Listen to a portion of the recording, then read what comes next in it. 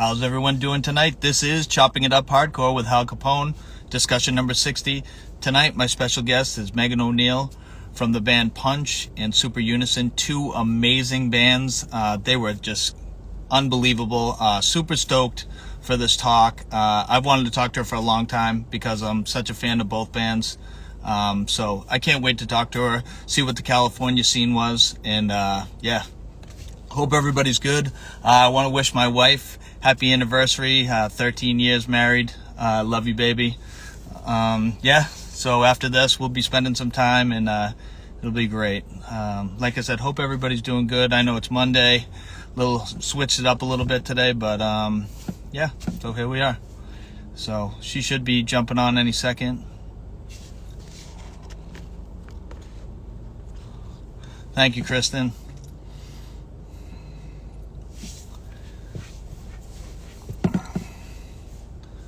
Thanks, Ron. I appreciate it. So yeah, like I said, Meghan should be jumping on anytime soon. She was just playing bass in a band called King Woman too, so we'll be speaking on that too as well. Just like I said, super stoked for this talk. I've been, trying to get a hold of her for a long time, and finally, things, the stars aligned and things worked out. So yeah. Next week should be pretty crazy too. Sunday, talking to three of the guys from Creation is Crucifixion. I love that band. I can't wait. It's a dream to talk to those guys. Lucky I got to see them a couple times up in New Hampshire and Massachusetts. So yeah, super stoked on that as well. So anybody that hasn't seen my page, I put that up last night. So got some surprises, in the future too. So thank you for anybody that's been watching this, and I really appreciate it. Anybody that's even went to my YouTube page, watched a little bit of it too. I can't say thank you enough.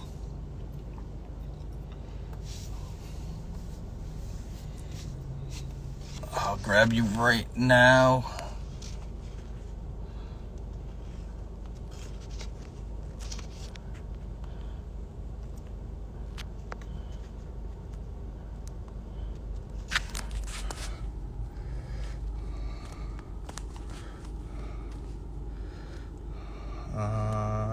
Let's see. It's not letting me.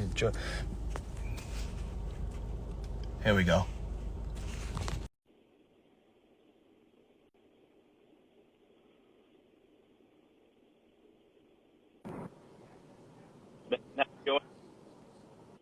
Hi. Hi, can you hear me? I can. Can you hear me? Yep, perfectly. Yeah, I have to make Okay. sure. Sometimes these things don't really align sometimes, so just making sure you can hear me. Yeah, no problem. This is my first Instagram live, so didn't know if I would do it right. So Yeah. Like I said, I appreciate you taking the time out to do this. I know you're busy on sure. Sundays. I usually do these talks on Sundays, so I appreciate I Yeah. appreciate you taking the time out on a Monday. For sure. Yeah, I usually work weekends, so this is better. Yeah. Now, are you a wedding DJ? Is that what you're usually doing on Sundays? I am. Yeah, and I've just been back to it only since about July, and it's definitely less often than it used to be, but this is my busiest month. Yeah, I have 6 in September, so Wow, wow. Well, I'm yeah. glad that I'm glad that we could do this then. I knew you were busy. So, Yeah, no first off, worries. usually when I first start off my talks, I usually ask, what got you into punk and hardcore? What were the bands that kind of triggered you to kind of like punk and hardcore? And also, what were you listening to before you found punk and hardcore? For sure. So, yeah, I was, a preteen and teen in the 90s. So I was loving Smashing Pumpkins, Stone Temple Pilots, Soundgarden, Nirvana, all that stuff. And then I'm really close with my younger brother, Aaron, who's also in hardcore. And so we listened to all that stuff together. Oh, Chris is watching. That's nice. So I'm going to try not to get distracted by the comments. But yeah, so we liked all that stuff. And the first concert we ever went to, our parents took us to see Rolling Stones because they liked them. But me and my brother, Pearl Jam was the opener. So we were really excited about that. But then the first show I went to was with him, we saw Less Than Jake at Slim's in San Francisco. I remember my dad dropped us off, and we were young, yeah, so we couldn't drive. So we were like, "Get out of here, Dad! We don't want to be seen with you." Um, so just kind of stuff like that. And it was really my brother's influence. Like I was still kind of more into alternative stuff, and he would make mixtapes with Gorilla Biscuits and like Stay Gold, and then local bands and stuff. And so I kind of got into that. And then I always say how he would self edit, because when you're doing a tape, he would just turn the volume down, up and down really fast for the curse words, so that my parents wouldn't like take them away. Yeah. So yeah, just from that, and then starting to go, yeah, more shows. And I would say that I feel like not everyone, but I feel like people get into hardcore kind of. I feel like I've heard two ways, where like ska or pop punk, because it's not as scary and it's kind of accessible and kind of fun, and then it gets deeper from there. Or like other old punch bandmates like Keith, who was like, oh, my dad lent me his Metallica tape, and like kind of that kind of metal route. So Yeah. but I'm sure there's people who are just like a straight like punk or rancid or that kind of route as well. But I was yeah, like being a teen and seeing like MU330 and Link 80 at Gilman and stuff. So I was definitely the ska route for a little bit. Yeah. Oh, that's awesome. Yeah, I hear that all sorry, also with metal, and I also hear that like skateboarding is a big thing too. Like everybody I talk to is usually that's what bridged the gap between them listening to punk, is like they had skater friends, or they started to start to skate, and that's what kind of introduced them to the punk and hardcore scene. That's the most popular one. That's so true. Yeah, like I remember. Yeah, you just made me go back to memory of, I forget if it was a skateboard video or probably like an old Tony Hawk that had like a Millencolin song on it, who I saw back. Yeah, I think when I was 18 or 19 as well. So yeah, all that kind of fun stuff. Yeah. Now, were you brought up in San Francisco, or were you born somewhere else and you guys kind of? Yeah, I was born in the city, but I grew up in like the suburbs of San Francisco, and then I moved back there for college and lived there for 12 years, and now I live in Oakland. So just a pretty tight little radius that I've lived. But yeah, we grew up going to shows there, or Gilman, or like Lafayette Community Center was near us, or the Danville Grange. So just like small little venues like that. Yeah, kind of all over the Bay, either what we could get our parents to drive us to, or once I started driving. So. Yeah. Now, was your brother obviously your brother obviously kind of got into a hardcore band before you? Is that correct? Yeah. So he's 2 years younger than me, but I was just like kind of the late bloomer in a lot of ways, and just like looked up to him. And he was in bands as early as middle school, honestly. Like. So he always drummed, and he did, bands in middle school, high school, everything. And I mean, my freshman year of college, I went to Chico for 1 year. I drove down because he was playing Gilman, and it was like for the first time. So he was probably 16. But yeah, I mean, he toured, in high school. I remember he used our parents' minivan, and he got in trouble because I think it's not even like they went to Mexico without asking. I think they went into Arizona, and they weren't supposed to leave the state, because he was like 16 years old, and got in trouble for going to Arizona. So yeah, so he was always touring, but our parents are pretty like supportive of it. Like for Bay people, who know venues, they're always like, "Oh, are your parents supportive?" I'm like, "Well, my mom's been to Burnt Ramen." So, but if you're not from the Bay, you don't know what that means. But just imagine like the crustiest, worst venue in the worst part of town.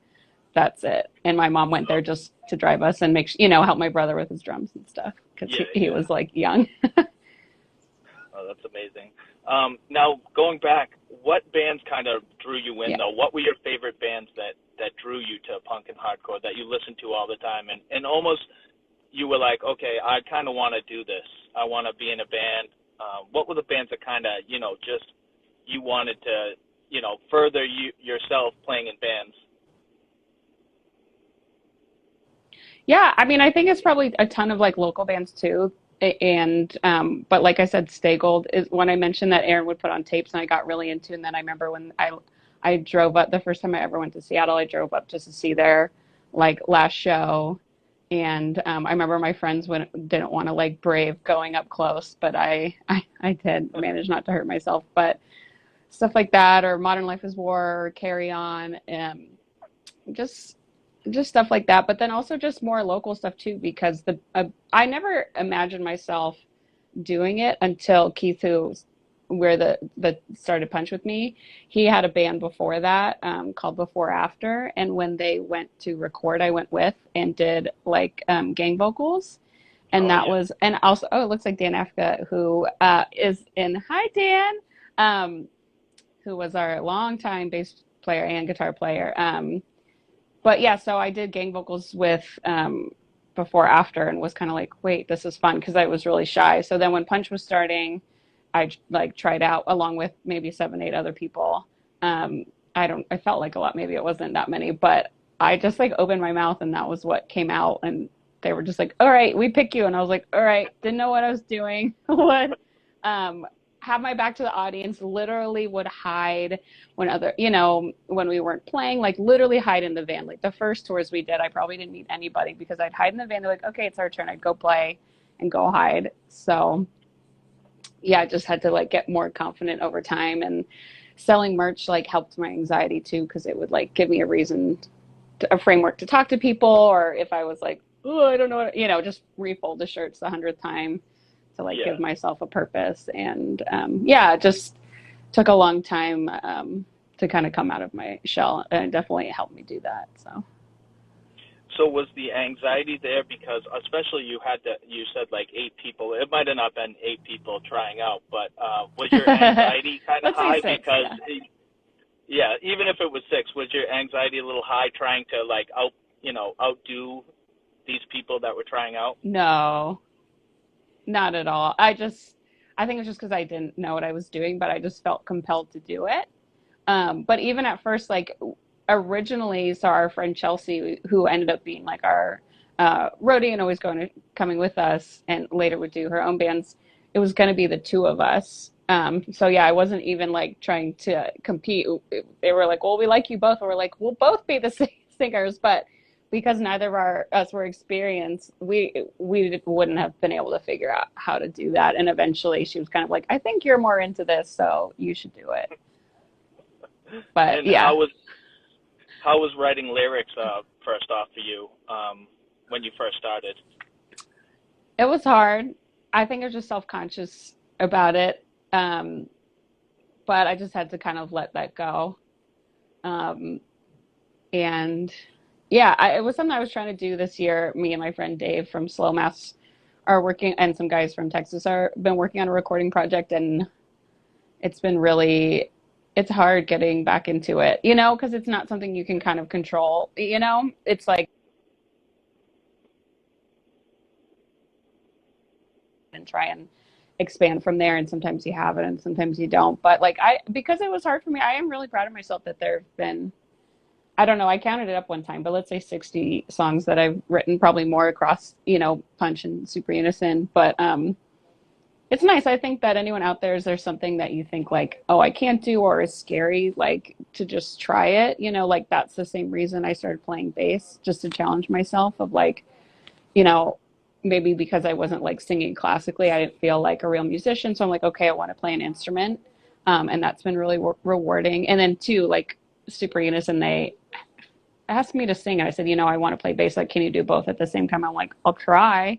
Yeah. So just a matter of doing it. And like, you have to be bad at something before you can be good at it. So, but I think even as we're getting older, I still want to like try new things and challenge myself. So, but I just have been playing bass for King Woman, and I'm actually really enjoying not having to write lyrics and not have to worry about losing my voice, and being like, okay, I can talk to everybody after the show and not be like, oh, I have to save my voice. So that's been really freeing. So I'm definitely like, let's focus on that. So that's been really fun.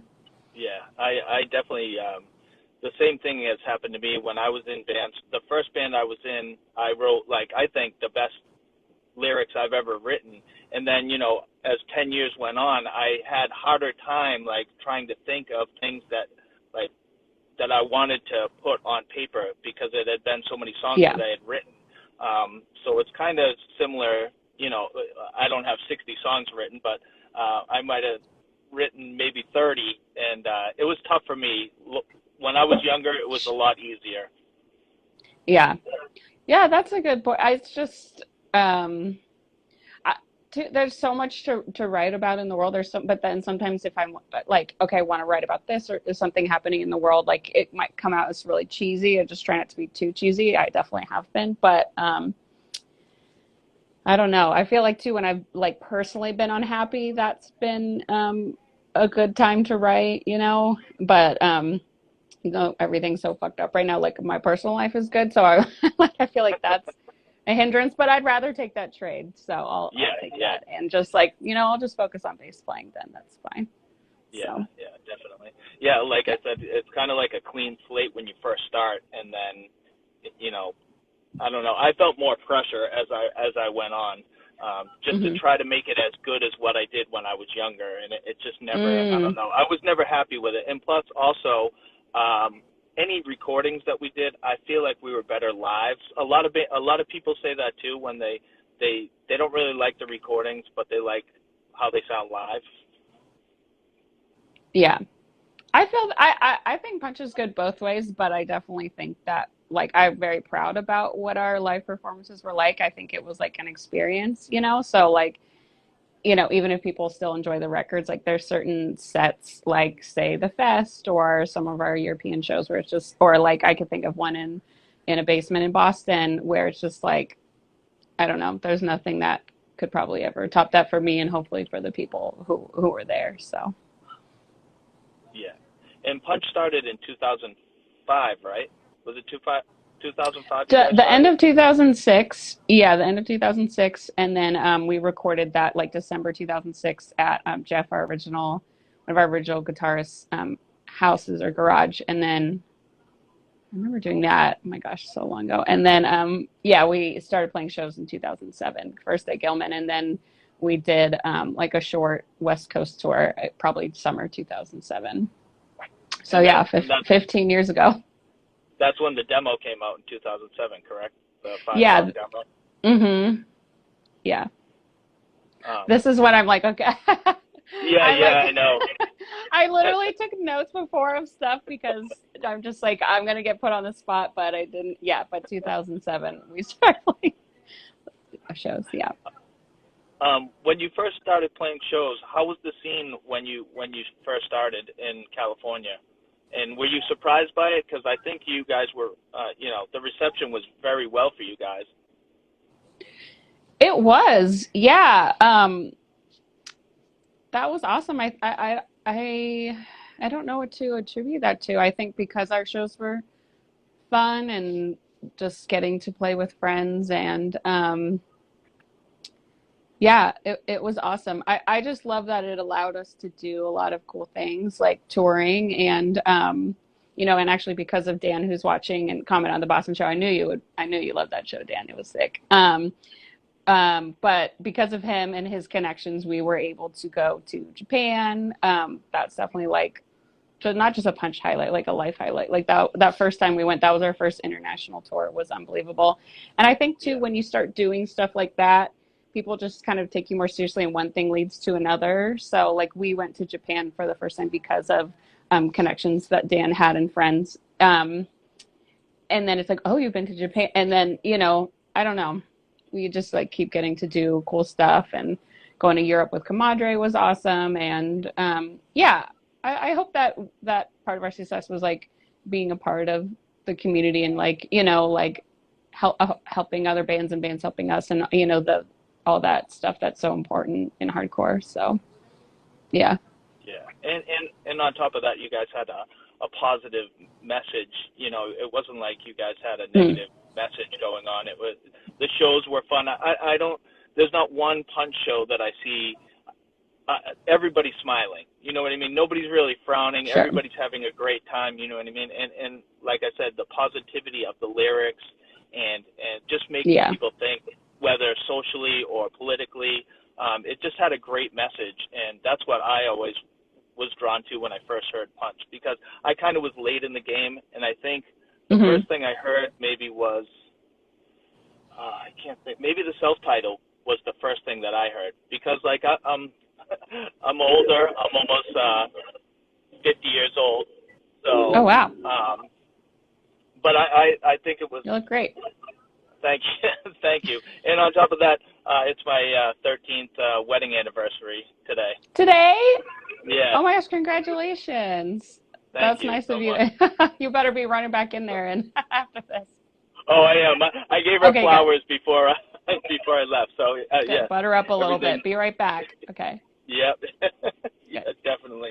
Yeah. So like 2000. No, I think it was like 2009 was the first time I heard Punch, and I Mm. was drawn in the first time I heard it. And the Boston show that you were talking about, I missed that show by minutes, like knowing about it.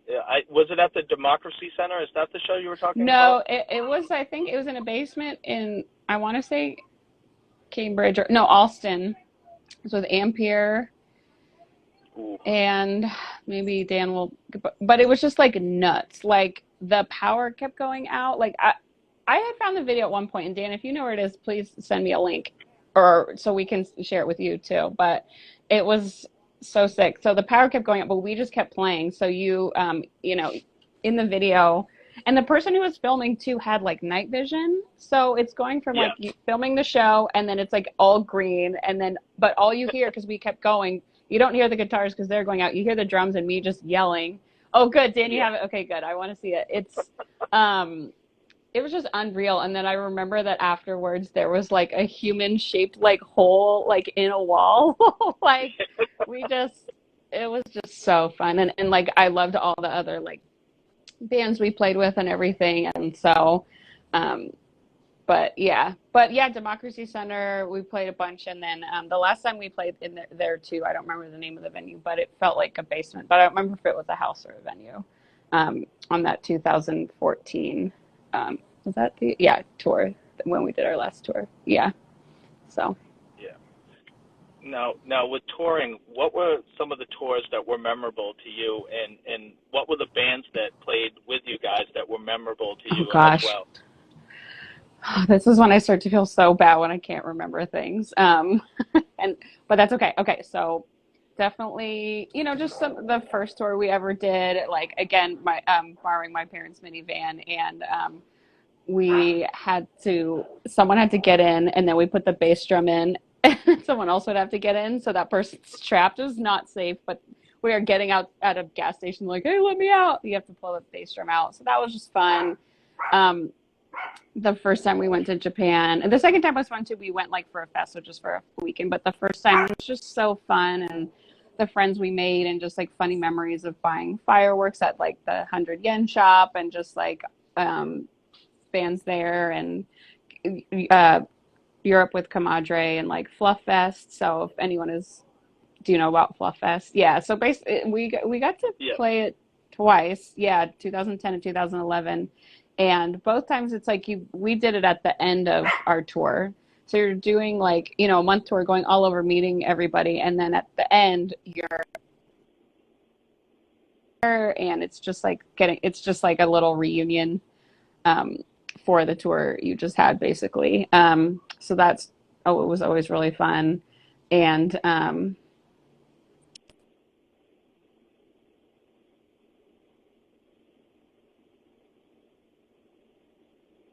yeah.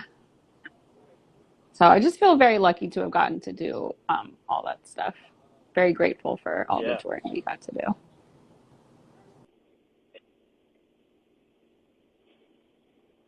No, sorry, your internet is swirling. I don't know if because you're outside.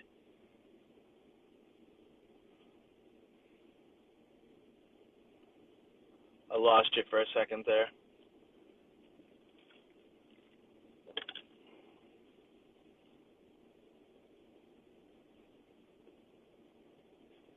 Megan, you're swirling. Your internet might be going in and out. Oh, I just lost her. See if I can get her back in here.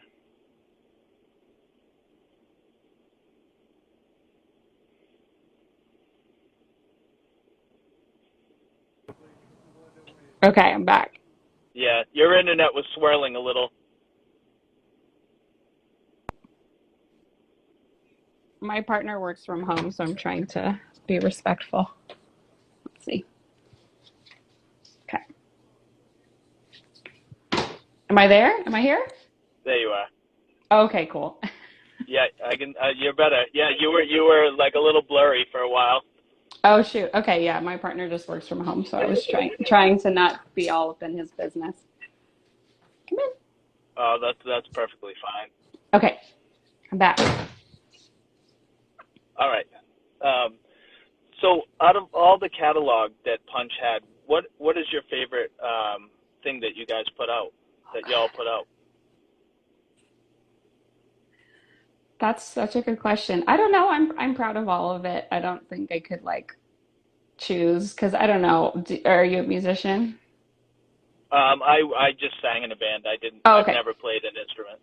Oh, okay. Well, still, yeah, you've been in bands. Like, I think while you're working on stuff and writing, you're like so immersed in it and so into it. And then it's like we're always moving forward and writing. And, that's the funny thing about like shows too, is that I feel like if you're in the band, you always want to play your new stuff. But then if Yeah. you're going to see a band, you want them to play their old stuff. So it's kind of this battle. So, it makes me want to say just the last thing we put out, just because that was the most recent, and I Yeah. just don't revisit stuff too much because, um, it's just hard to hear myself like yelling, and I just like get embarrassed. But once in a while, I'll go like watch old YouTube videos and just I'm like, wow, that was really fun. Or um, my friend Dan does this podcast, 180 Miles South, and they do, which I recommend to all hardcore lovers. It's great. They have great guests, and then they'll do like I think they call it Super Seven, where they pick a year and they'll like kind of do it. It's like a draft. They Oh go yeah. around and you can't pick a song if someone else did, and yeah, and they did. I think two, it was 2012 maybe. I don't remember. But he picked some Punch songs and they were reading the lyrics, and I was like, and I was like, oh God, I was ready to be embarrassed, and then I was like, you know what? I'm not mad about that. Like, I feel okay. Like, I feel pretty proud. So I don't revisit it too much just because I get embarrassed. But then once in a while, when I do revisit, I'm like, that was pretty cool. Now, why do you get embarrassed? Just because of the Just because streaming aspect of it, yeah, or like, totally. Yeah. And that's why, like, with Super Unison, it was fun to, like, sing a little more. And, but, if you've got a skill of yelling, I guess you got to share it with the world. So yeah, exactly. that's Does for anybody whatever come? reason, that's my gift. Does anybody come up when you do weddings and say, "Hey, were you in that band Punch?" I have one fun story of that is that not too much. I get all kinds of clients, and I mean, I've just started to get pickier about clients so that I'm just like, what, my Ed Sheeran days are over. Like, I'm just tired of Ed Yeah. Sheeran and Bruno Mars. And it's been fun. My one on Saturday, they loved new wave, and like I got to play fun stuff and even some like kind of like alternative rock that I liked in college, like Block Party or stuff like that. So that was fun. Yeah. But years ago, I was at a first meeting with a guy, and I didn't really notice his shirt. And then we were talking, and like, okay, what kind of music do you like? He's listing some stuff off. He's like, hardcore. I'm like, really? And I look, and he was wearing a Rain shirt, the Italian like Yep. screamo band. And I was like, wait, is Yep. that a Rain shirt? He's like, yeah.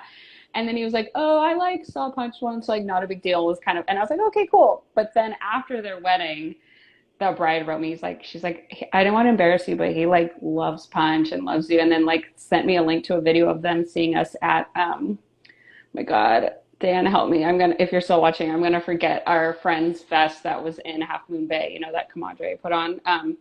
Yeah. Him, and he was just like going nuts and like singing all the words and stuff. So that was fun. She was like, I don't want to embarrass him. But after the wedding was like, no, he's like a fan. So that did happen once. And so, yeah. So when Super Unison started. Actually, I wanted to ask about Death Wish. How did y'all Yeah. get with Death Wish? Oh my gosh, I don't remember. I wasn't that involved with that. I don't know. I'd have to ask Trey. I don't remember. I just like remember one of my bandmates texting me and be like, I bet it was through Val and his label, and they were just like, hey, we're gonna like do stuff with Death Wish, and I was like, okay, great.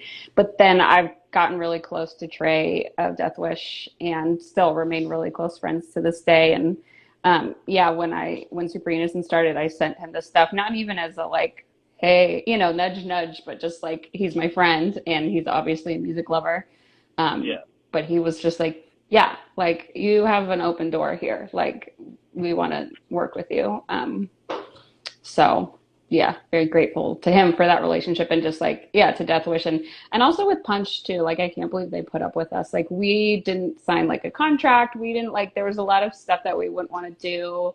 Like we were brats in a fun way. We were just like very DIY, and they were like fine with that. Like they never told us what to do. They never, you know, there was a time that we had to write a bio for a record, and just like I don't know if you've ever tried to write a bio or write about yourself. It's like it's so fucking hard. So we literally went onto Death Wish's website and we read Touche just had a record come out, and we Yeah. Touche Amore, and we just copy pasted it of like we just stole it and like just changed the words of like, and just kind of making fun of it in a fun way, like they're our friends, but you know, just kind Yeah. of tongue in cheek. Like theirs was the very serious version, which is what you're supposed to do, and we just kind of like changed it and made it silly. I don't I don't even know if anyone knew that that's what we did, but we did, and that was good enough for us. Um, so yeah, I really appreciate like how much leeway they gave us, and we could still kind of be like very DIY, but also you know, have their platform and everything. So, but then Super Unison was a little more of a formal thing, which was nice to know the boundaries. But yeah, I do appreciate that they were like, all right, Punch, you guys are weirdos, and we'll help you, but also like go do whatever you want. So Yeah. thanks, So Trey. what was the time frame for you playing bass and then getting into Super Unison? How long was it? Like, how long of a transition was it for you starting bass and then playing bass in Super Unison? That's a good question. I mean, I just played around like not very seriously for years. Like I remember the first time I picked it up was when actually that was a very memorable tour. The first time we went to Australia. We had a lot of downtime, so we booked our again, just us doing not knowing what the heck we're doing. We bought our plane tickets with like the most amount of time we could go. We're like, okay, we have 3 weeks off from school and work and all that stuff. So we bought tickets for Yeah. 3 weeks. And then our friend who was booking the show was like, dude, there's like you can play like 10 shows here at max. Like there's just it's not like the US. There's like not that many cities, you know? Yeah. So we had a lot of so we basically kind of like went on vacation and played like 10 shows over 3 weeks. But so we had a lot of downtime to watch Australian sitcoms, and then also just like mess around with BK, our bassist at the time's bass. And so that kind of started. And then TJ, our friend who booked the tour, also played bass, and they had a 3/4 scale. And so that's what I wanted to get, because I just think that TJ is really cool. So I still play 3/4 scale to this day. When people ask me, I'm like, just because this person I thought was cool had one, and that's what I have. um, it's as simple as that. So yeah, so just kind of so that would have been like 2009, 10 probably, but just kind of messing around with it. And then at one point, we did a Carry On cover because me and BK love Carry On, and then he somehow we got it that I was going to play. He's the bass player. I was going to play bass, and he was going to sing. So that's the Yeah. first time I ever played. And looking back, I'm like, I did not know what I was doing. Like I did it, but yeah, I hope there's no video of that. There's photos, and the look of concentration on my face is like you'd think I was doing surgery. I was like really concentrating, but hopefully there's not video of that. It wasn't very good. And yeah, we never did that again. We're like, no, let's not switch. You're the bass player and I'm the singer for a reason. But so yeah, just like that. And then I did some other music with a friend, and then he helped me get a lot better at playing bass and was very patient with me. And then, yeah, when Kevin asked me to do Super Unison as a singer, I was just like, well, I'm really interested in playing bass. So they're like, okay, well, we don't really have a bass player. Or I think he was maybe doing bass. He's like, I'll switch to guitar to accommodate me, which was really nice of them. They're like, do you know how to do both? I'm like, kind of. Yeah. So they gave a lot of like trust and patience with me as well. And yeah, so I don't remember. I think when I started doing that, I'd probably only been serious about bass for probably 2, 3 years or something. So just Yeah. definitely like learned as I went. Yeah. Now, when you left Punch, how long of a time gap was it between Punch and Super Unison starting? Because like I with think it was the like 3 releases, months. 3 months. Yeah, because our last show was September 2014, and I remember starting to play with them December 2014. Because when they asked me, I know it felt like a normal breakup. I was like, I'm not ready. I'm not sure. I'm ready to move on. Like, I'm not Yeah, sure. And then they sent me the demos, and I was like, I might be ready. Like, this is, I just really like it. Like, I knew I wanted to go in that kind of like post-hardcore direction. yeah, Because again, it's different. It's more of a challenge to try something kind of different. So, yeah. because when I heard the demos, I was like, okay, yeah, I'm down. So it was pretty quick, but I knew I wasn't gonna not play music, and I feel like I know a lot of people do multiple bands. I don't have the bandwidth. I really don't. So to do Yeah. more than one at a time. I mean, the end of Punch when in 2011 when Nothing Last came out, and then the last album they don't have to believe. There was a 3-year gap in between. Then, was it just because you guys were working on that album and you wanted to make it precise, and that's what took so long? Probably. I don't remember. Well, um, I only say that I'm like, because you guys were we might y'all have been were like touring a churning out lot. music almost every. True, true. We were. I wonder if it was, did we have I some mean, I don't think there personnel was a gap. change? Uh, No, I think it was just writing on it, all just being busy and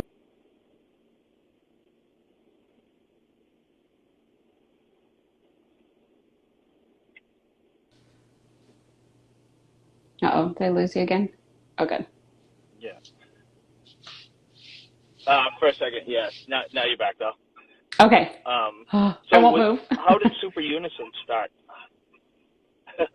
Yeah, How did Super so Unison start? so they were so Kevin and Justin and then Cheyenne was in the band to begin with, and later left. But they knew me from around and sent me the demos. They didn't have a singer. They kind of had a bass player. I just really liked the demos and just started practicing with them.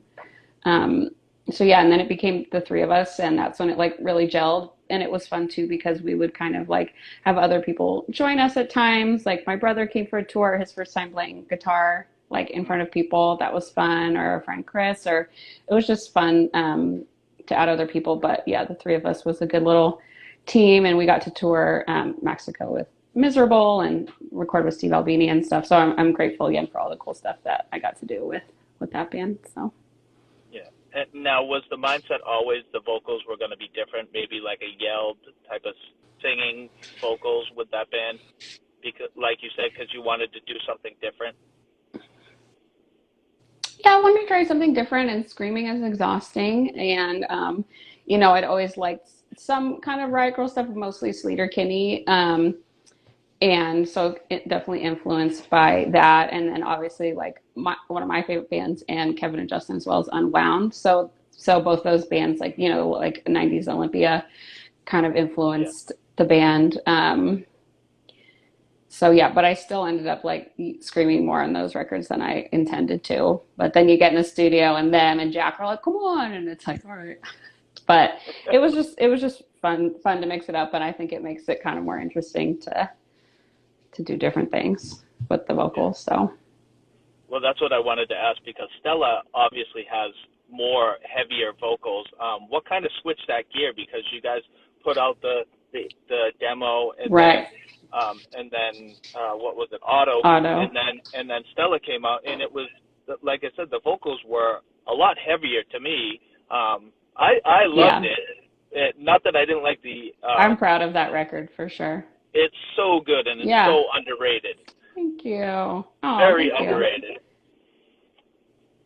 Um, yeah, I probably just like I prepped a lot more for that record because we were recording with Steve. Like, I mean, any former bandmate of mine and definitely Jack Shirley can attest to me like arriving not super ready and recording and writing in the studio and having little meltdowns. I'm not ready, but I just was like, that's not gonna fly. So I just like we spent a lot more time getting ready, practice way more.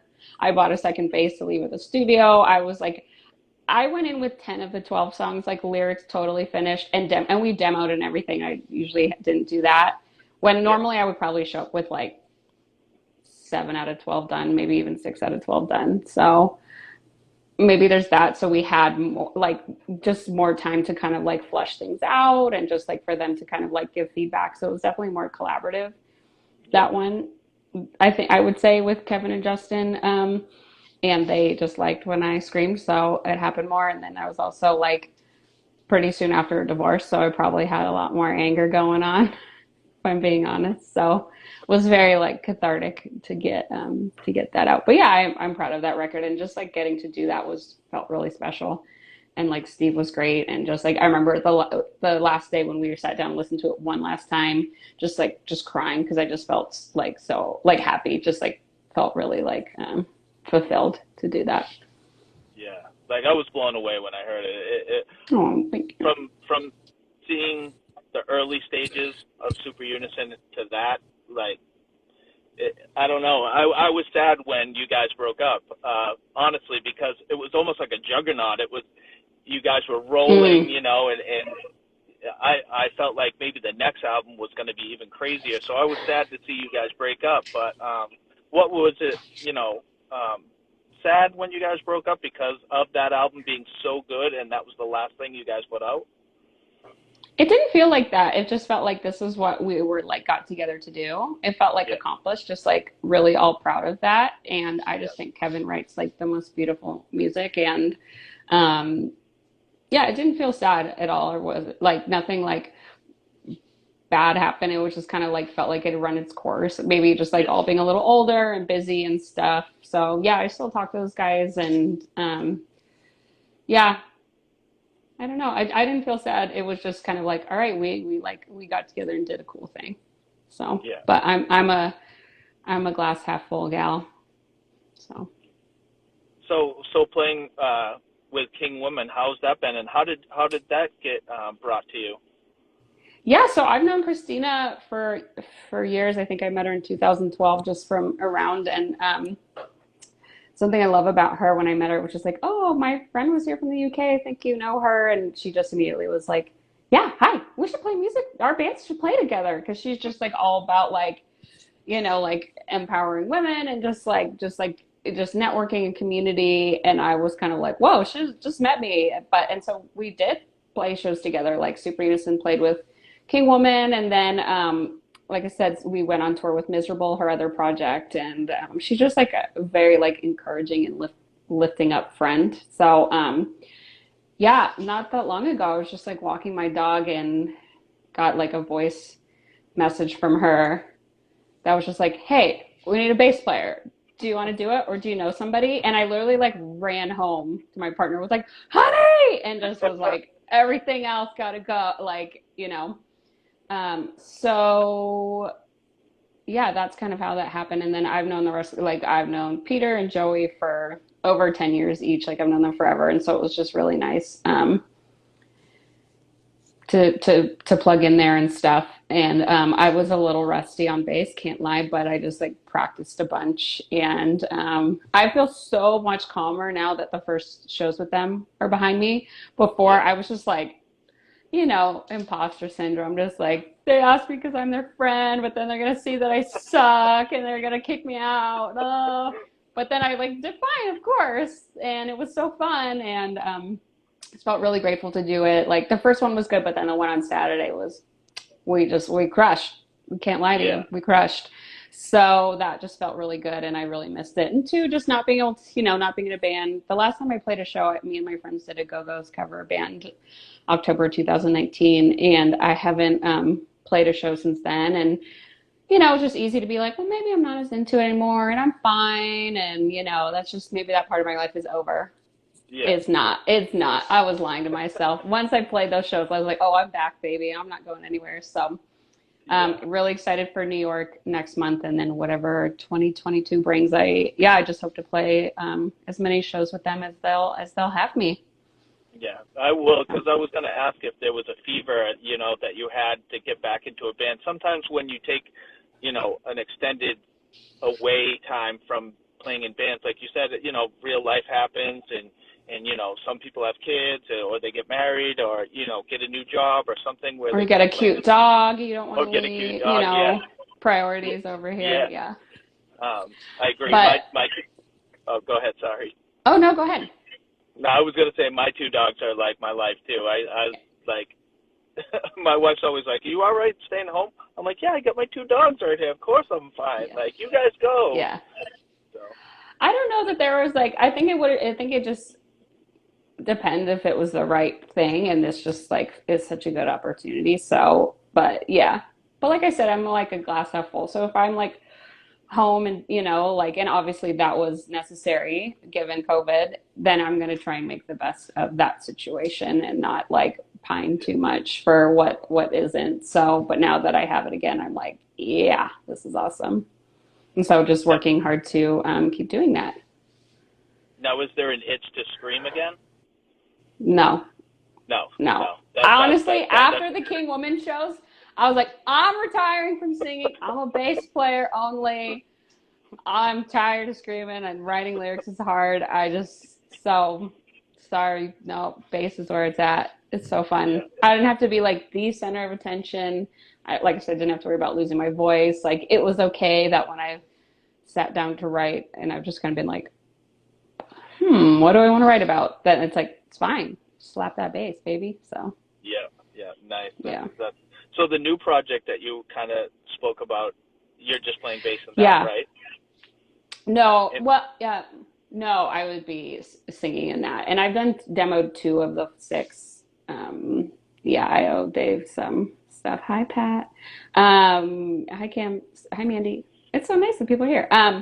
So we'll see. I know because it's just like that was all I was focusing on. And when we came, I just kind of told him, I'm like, yo, this came up, and I'm not good at splitting my attention. So, but it was just like just mostly just like something to do during COVID to like home record. And it was fun to learn how to do that. I got like a little Scarlett interface and was recording from home, and that was like a fun thing to learn. So, but yeah, yeah, I'm enjoying being a hired gun, honestly. It's fun. It's just like I for so long was just like band mom and doing very DIY stuff, which I love and would do again, but it's just like so much work. I did a lot of stuff and now I'm just like all I have to do is play bass.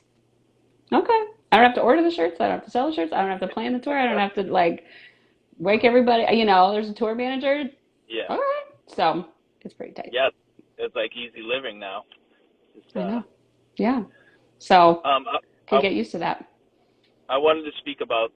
Were you into the like late '90s kind of heavy California bands back then? Say like Blood Brothers, Locust, Ruheda, Oh, not stuff like that. Were you really. in those bands? You weren't really into that scene. No. Were you too young then, or just kind of? No. I just think that wasn't late 90s. No, I was like in high school. Like I was still probably into like I graduated in 2001. Um Still like a mix of like alternative and grunge and then local punk bands and stuff like that probably. Yeah. Yeah. So you never kind of went back and did the deep dive into that stuff. You could. That was kind of just like. Not really, no. I bet that if you liked it at the time, I mean, I've like heard it obviously, but Yeah. I bet, yeah. I don't know if you can like get into it afterwards, Yeah, as yeah, much. yeah. I just wanted to ask, just because For sure. I love those California bands. And Yeah. you mentioned Comadre, who I saw up in Derry, New Hampshire, up here, and Mm, I got to record that show with Graf Orlock. They were on a tour with Graf Orlock at the yeah. time. Oh yeah, I like rap or like, and like, I feel like when it, like bands that would overlap with Commander, I feel like they were more like, Kid Crash. So not like a little Yeah, more like yeah, that ilk, like, I don't know if that's emo. I don't know what, all the different classifications sometimes blend together, but more that I love that band. So I feel like that yeah, to me kind of is Commander adjacent and, yeah, yeah. that kind of Kid stuff. Crash was amazing. I saw Kid Amazing. Crash in a basement in New Hampshire. I forget what town it was in New Hampshire, but it was some kid's basement. It might have been in Manchester, New Hampshire. I'm sure you don't know many many places in New Hampshire. It's kind of small No, I don't. state. Yeah, we must have played there. I don't know. But yeah, I mean, I saw them in a basement in Portland, and it was like phew, so good. I love Yeah. them. So yeah. Um, so I don't want to keep you for too long. But Okay. I usually do a rapid fire thing at the end of all my Oh gosh. discussions. Okay. I'm ready, So I think. my first question: favorite New England punk hardcore band for you all time? New England? Yeah, so that would be like Oh no. Massachusetts, Rhode Island. I don't like being put on the spot. I'm gonna You be know, bad at this. like the Boston Pass. Providence. Next. Well, you could be. I mean, there's like I'm turning Daughters, red or already. there's like Daughters, Oh, okay, yeah, Orchid, Orchid. Okay, yeah. or Converge. A lot of I people saw say that you Converge. had Will on Mm. from Orchid and Ampere and stuff. And does Ampere count? Can I do Yeah, Ampere? Ampere. Yeah, of Okay, course. yes. So I'm gonna do Ampere, Ampere. yeah, Yeah. yeah. Will's a great guy. I must have seen a million of his bands live and recorded a lot of them. And I also, two of my bands recorded at his studio at Dead Air Studios Oh, as nice. well. So Yeah, I miss Will's him a and great guy. Megan and yeah, Megan's the best. Yeah. All right, my second Oh, question. God. What was the first what was the first punk hardcore show you attended? And Battle of the Bands don't count, or high school Right. competitions, like a real punk hardcore show. What was the first one for you? Well, does Less Than Jake at Slim's count? Because that's was my first Uh, like show. it is kind of, but what was like your first heavier kind of hardcore show? Well, okay, then all the early ones were ska, like ME330 and Link 80 and stuff. But then Good Clean Fun's not that heavy. I just didn't like heavy stuff at first. But Good Clean Fun is like an early Gilman, like high school memory. And then I think too, I saw Rambo like early college at Gilman as well. Yeah. So that was, I feel like maybe 1920 was when I was like starting, yeah, to be like heavier stuff like that. So yeah, I remember seeing Rambo at Gilman, Good Clean Fun, a little, I think it was high school. Not that they're that heavy, but yeah. Okay. All-time favorite punk hardcore show you played? One with Punch and one with Super Unison. Oh my You gosh. can give me a couple, because pinning down one is a tough thing to do. So, like I said, I mean, Punch, probably, I think I already talked about it. Yeah, the Alston Basement with Ampere. I wish I could remember all the other bands because they were all so good. But yeah, I love that. And then I feel like our Mexico tour, like Punch's like Mexico tour, was really fun too. Super Unison. Oh my God, that's the more recent one. So I should remember that more.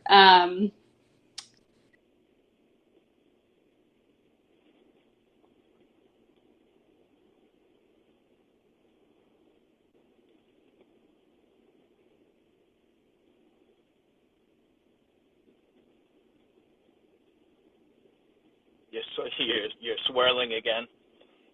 Sorry. I lost her for a second. She should come right back on.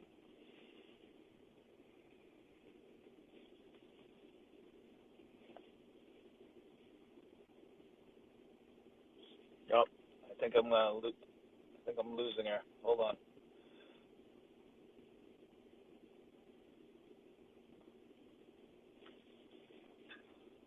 Sorry, we'll make this work. It's always a work in progress with IG Did Live. I There do you it? are. Okay, I'm Yeah. sitting right outside of the office, so closest to the Wi-Fi box without interrupting my partner. And to say sorry, I did get my tiny cute dog. So Nice. Nice. hopefully everyone could What's your forgive me. dog's name? What's This your is dog's name? Niles. We watched a bunch of Frasier right before we got him. So yeah, he's named after Niles Crane. So yeah, Nice. he says sorry. Oh, so I lost you. What was your favorite show with Super Unison? Oh, I couldn't think of one. You, I would just say that the Mexico tour was miserable. Just like as a whole was awesome. Like the shows were great and just like fun memories and swimming and just like it was a fun crew. We had a lot of fun. Now, when you went to Australia, did you get to go to the beach there? Oh yeah, absolutely. Yeah, that was fun because we had all that downtime All that and time, yeah. yeah, so we went a bunch of beach, big white like sand dunes and beaches and seeing dolphins and like it was epic. Yeah, I count myself very lucky to have been to Australia 3 times. Yeah. Two with Punch and then one just for vacation. Some to Super Unison with Slow Mass. Yeah, those were good shows too. Of course, that was a good run.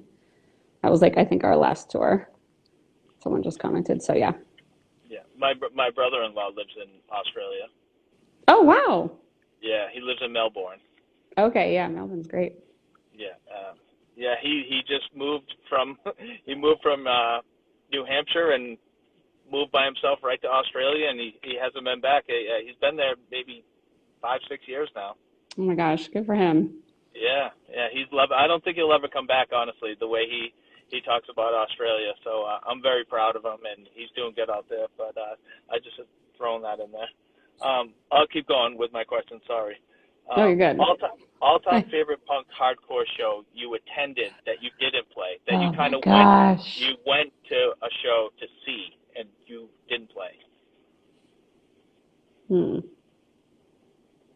Oh my gosh. I should have made you send me these ahead of time. Well, maybe you were like, one of your friends was like, "Oh, this band is playing," and you were like, "No way!" And then you guys went, and it was like epic for you. Was there any shows I memorable? mean, there's just so many fun shows I've been to. I'll just say like I always love seeing Modern Life is War and I think when they like stopped and then when they came back for a bit, like right when they came back, I went to Gilman and saw them and that was really fun. Yeah. I'm a huge movie guy. I always I watch movies nonstop. I always ask this: what was the last movie you watched? I'm only laughing because I'm watching all the Fast and Furious and I'm having a great Ooh, time. No, really? but Ooh. oh, I'm having a great time. Well, I like this podcast, Newcomers, and they watch different movie like franchises, and they're doing it right now. And Yeah.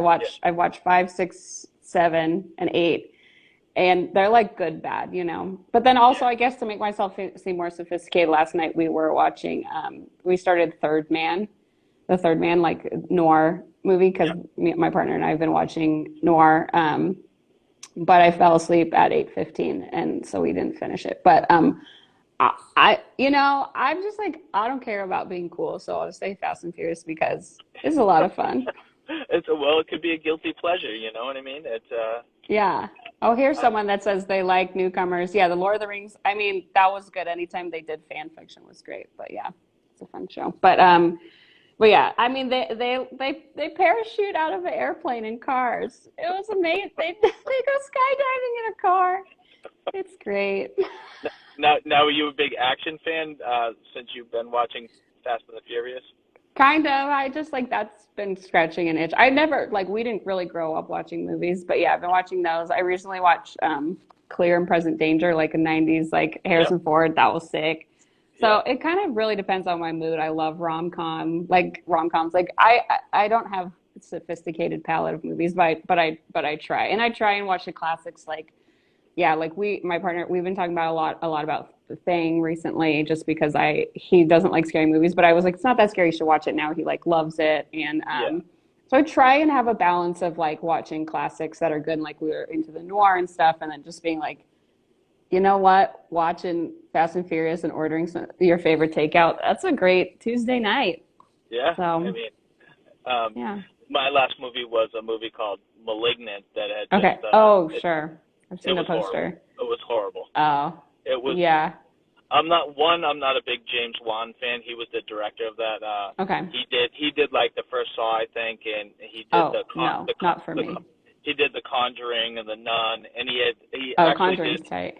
he actually did Aquaman as well, Oh, which okay. was pretty good. I liked Aquaman, and I liked the first Saw, but this movie was so cheesy and so bad. I don't know. It was Mm. rough getting through it, so I don't recommend it to you watching it. Okay.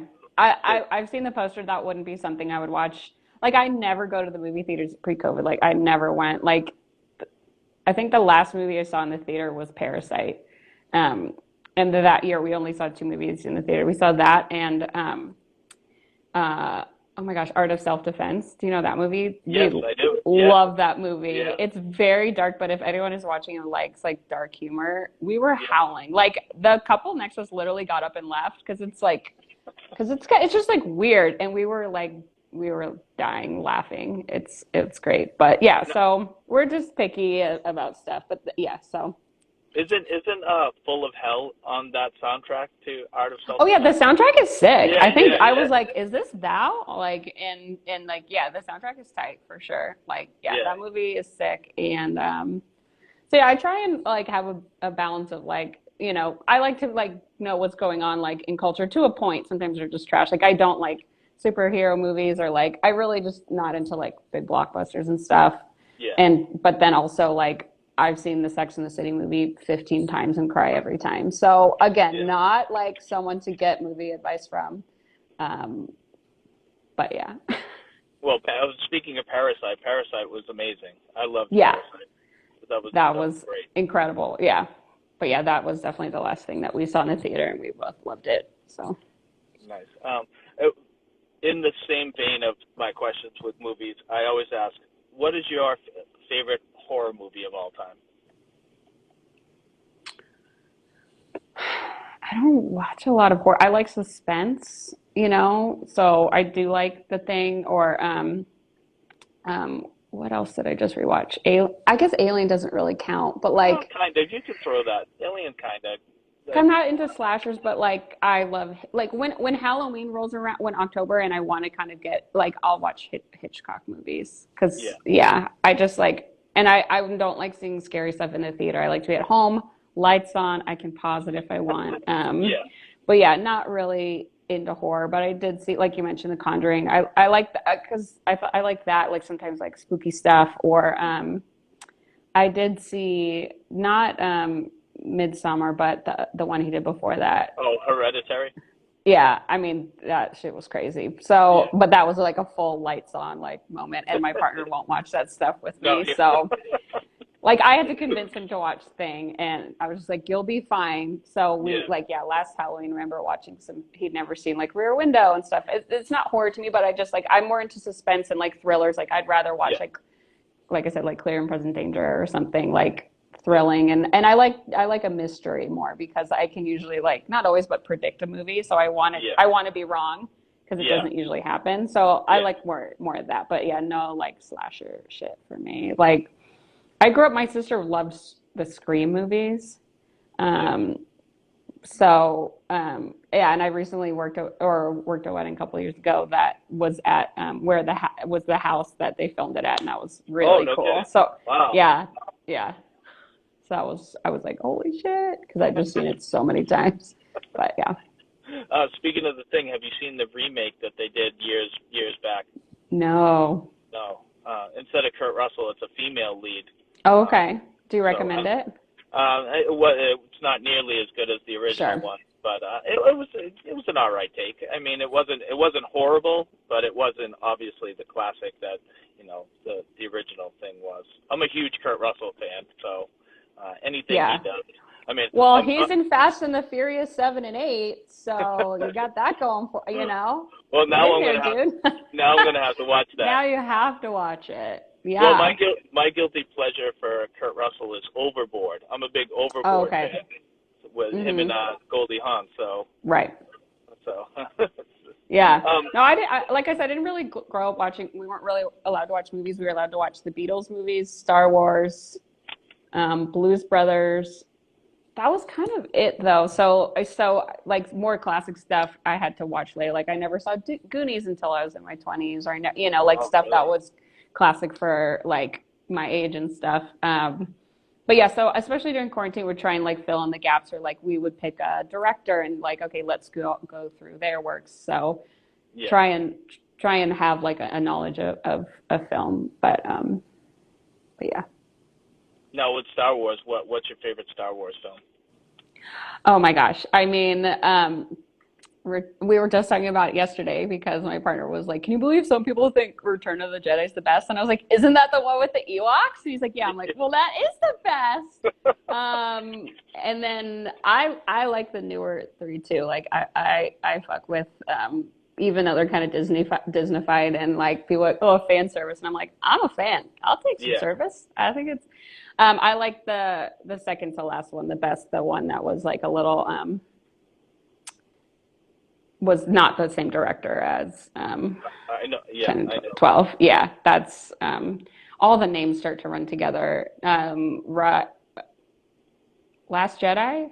Yeah, because Rise of Skywalker is the last one. So Yeah, yeah. I like that one Last, too. last show. Yeah. I mean, I was in high school when the prequels came out, and those were a disappointment. But a friend did get suspended for showing up in full Darth Maul makeup, so that was tight. But yeah, I do love Star Wars, so yeah. Like all the like newer ones I saw them on Christmas. I would go to Grand Lake Theater here in Oakland and see them Christmas Day, and then go get Chinese food because I'm not into Christmas, but I really enjoyed doing that. So Yeah. I'll have to go with Empire Strikes Back for me. yeah, That's my favorite by far. It's for me. And also, I wanted to ask about Mandalorian. Are you down with the I haven't Mandalorian? watched it. No, Really? Wow. I know. I just like I don't have Disney Plus. Is that what it's on? Yeah, it's on Yeah. Disney Plus. I'm not Yeah. a Disney kid. My sister's a Disney kid. She still has all the VHSs and like loves that stuff and loves musicals. And I'm just, yeah, I would watch it.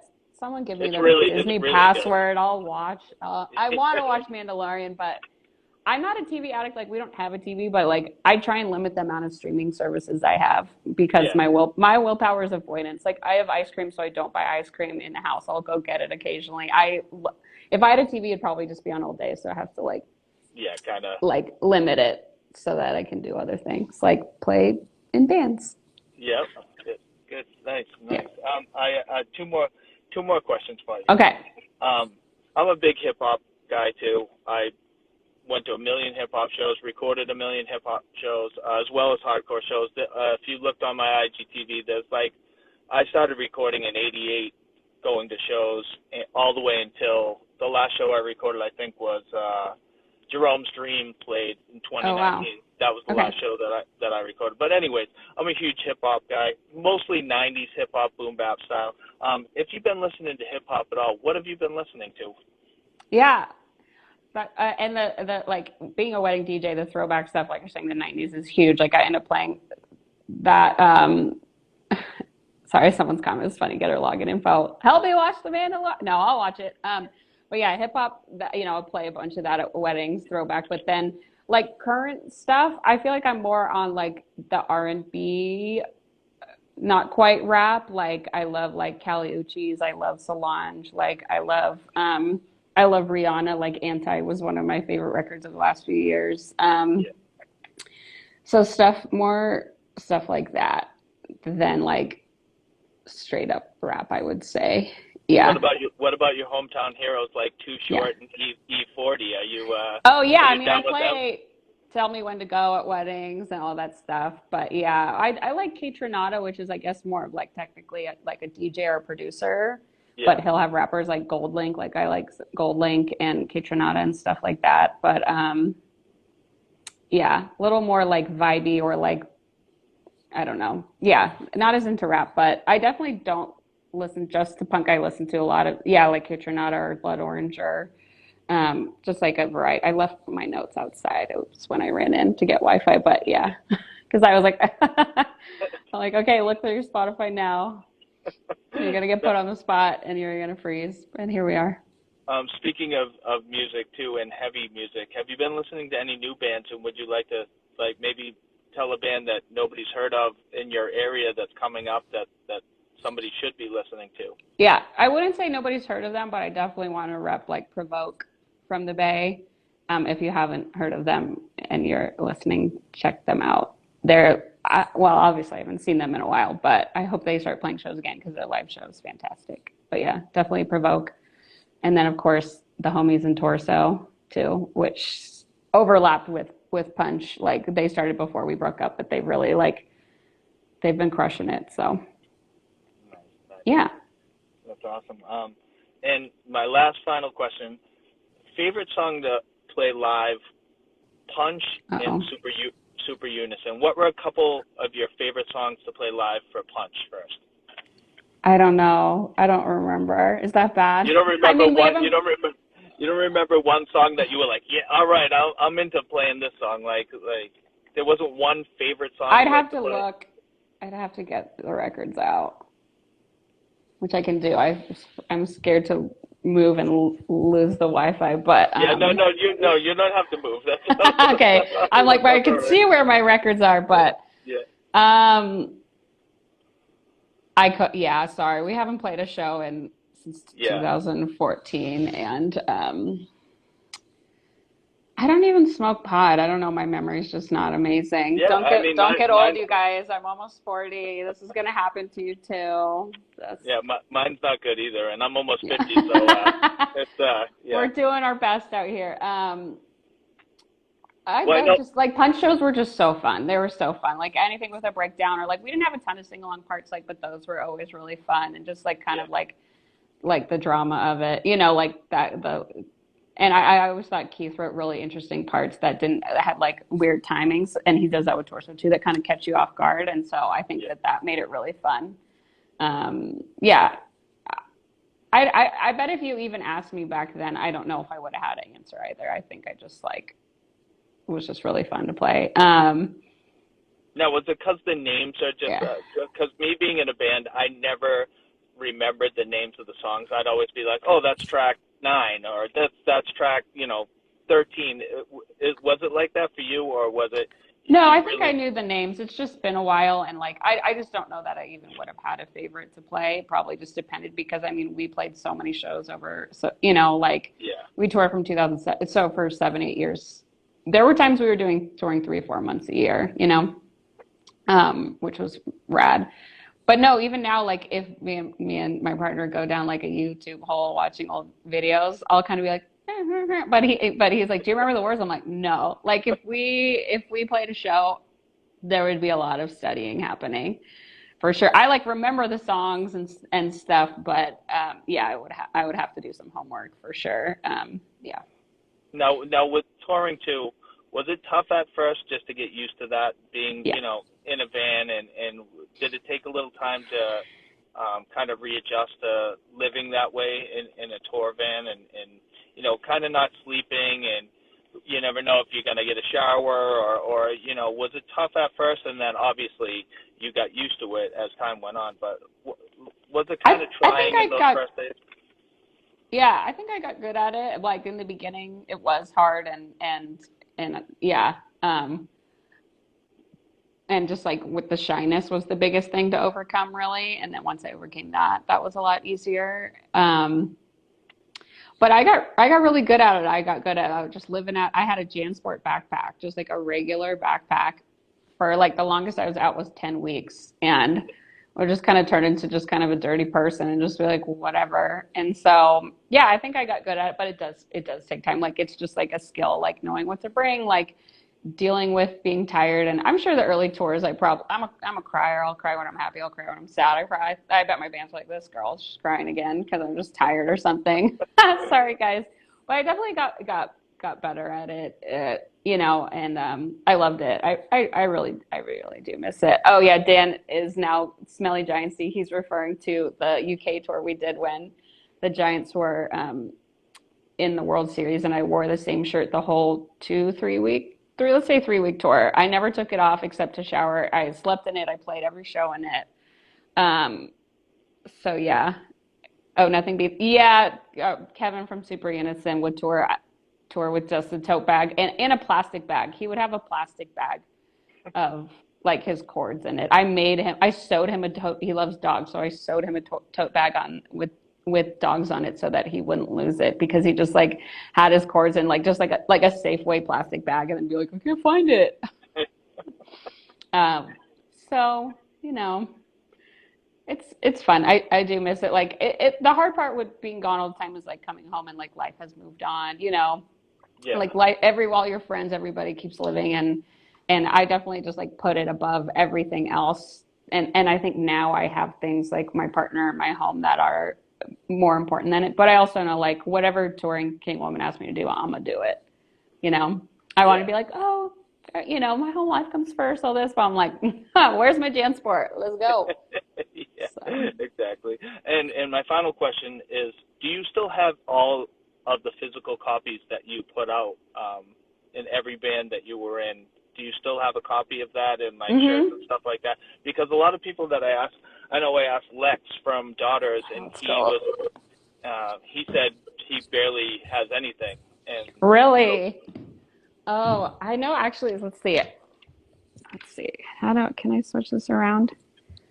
So let's see. Yeah, I have a bunch of, this is all, oh wait, that's Prince, obviously.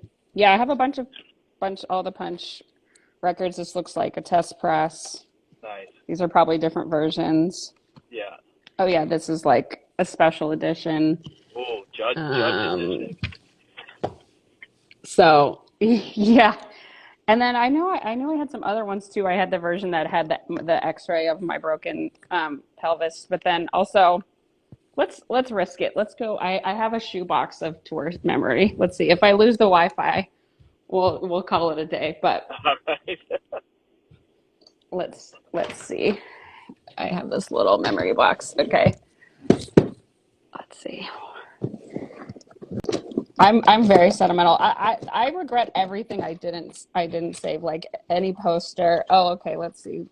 Dan actually, I hope he's still watching. He definitely took this picture. There, look how sleepy she is in a tour van. Yeah. So yeah, like I try to keep everything like artist. What fest is this? This is in I don't know where that is. It doesn't say artist of what. I think that was in Germany. But yeah, this is all like, oh, this is keeping track of how many shirts we sold. Oh, a Nice. tour diary. So yeah, this was like for the flexi we did. Yeah. More all my notebooks. Let's see, is this a set list? I hope this is interesting. Yeah, here's a show. So Nice. yeah. Oh, here's like, yeah, this is like some journaling about stupid tired late show. So just some really groundbreaking, really important journaling there. Oh wait, here's, I don't know what kind of money that is. Oh yeah, some set lists. Let's see what's on here. Oh, this is a joke that we did about, we changed all the words to our bandmate's name. So See, this is classic stuff this right here. probably may, oh, Dan is having fun. Oh good, I'm glad to. So tapes, some more, yeah, wristbands for fests. But yeah, I wish I kept more stuff. But yeah, there's so much random like, so this is fest. This is the Holiday Inn to get. I think we must have faked this. Yeah, Yeah, that looks I like think that we did that so we could go to the pool. yeah, that looks doctored to me. Yeah, I don't know who made this. I wonder if like a fan gave me. I haven't looked through this in a long time, so this is actually, I don't know what's in here, but maybe some zines. Oh, here's the poster. Oh yeah, the Punch Comadre Europe tour. Oh, nice. So yeah, Wow. so I'm very sentimental. I have this box. I haven't looked through it in a long time, but I'm probably gonna read this journal now. But yeah, let's see what the stickers. Some stickers on it. So Well, yeah, I wish I kept more stuff, and I wish I kept better journals instead of just writing, oh, I'm in Germany and I'm tired, because as you've noticed, the memory's okay. But yeah, so I try to keep stuff for that reason. well, Yeah. I'm glad that I took you down memory lane. You know. Me too. I get to look at this. So yeah. Well, like I said, I appreciate this so much. When I first started doing this, I wanted to get you on here. You know, I had said it in earlier interviews. I was like, oh, does anybody know her information? Because she hasn't been on Oh, Instagram for a while. I knew that you weren't active on Instagram for a while, so it was like I was trying to I try to avoided find out. it as long as Yeah, possible. Yeah, I finally caved in and got it. Yeah, yeah. So but when you I'm sent me not very that good at message, it. I was like, when you sent me the message, I was like, oh, you're on Instagram again. All right, sweet. Like, Yeah. if we can do this. Awesome. No, totally. Thanks for having me. I haven't done like an interview in years, and I'm still mostly bored at home, so this is great. But Yeah. go celebrate your anniversary. Lucky number Thank 13. thank you so much. Congratulations. That's Like it. awesome. Thank you so much, and thank you for doing this again. I appreciate it. Yeah. Once, Sorry about the Wi-Fi problems. oh, no problem. I mean, we made it work. We had to jump on and off a couple times, but it works. It Believe happens. me, yeah, it has happened to me a bunch of times doing these, so no worries there at all. But Awesome. I want you to stay safe, please, and if you ever need anything in New Hampshire or whatever, you want to go to the White Mountains and you need directions or whatever, hit me up, and you and your partner, I'll set you in the right direction. Awesome. Sounds good. So nice to meet you. All Nice to meet you too, Megan. right. Have a great night. All right. Later. All right, bye.